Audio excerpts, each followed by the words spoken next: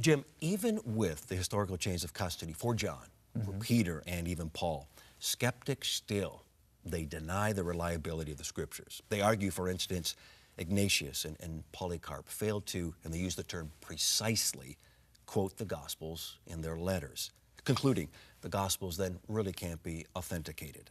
How would you respond to that? Well, I think it's true. If you're looking for a word quote from Gospels, you do have some of that occurring in the letters of Ignatius and Polycarp. But what you really have are larger themes. And I think that most people would say, gosh, you know, you don't have confirmation of every detail, for example. In the writings of Ignatius and Polycarp, you do not have every detail. For example, did he feed 5,000 or 4,999? I mean, is there some detail about how many fish and loaves? You don't have all that kind of confirmation. But the thing that really, I think, bothers most of our skeptical friends is not that those kinds of details. It's details related to the deity of Christ. I think a lot of the world around us, the skeptical world around us, would accept Jesus as long as you don't make him out to be God. He's given us some good ideas, he's given us some good principles for a living, but the minute we say he's the only way to the Father, that's when you start to encounter resistance. The minute you say he is God who rose from the dead to a philosophically natural world, you crossed a line here now. And so that's, I think, the thing we can test, and the theme we can test by looking at the writings of Ignatius and Polycarp.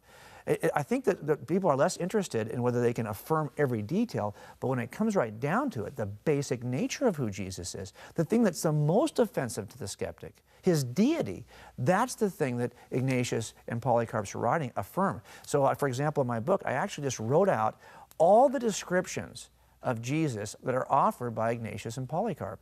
And as you read through that list, you'd swear you're listening to a gospel writer. You'd swear you're listening to one of the eyewitnesses, because they describe Jesus in the exact same kind of language.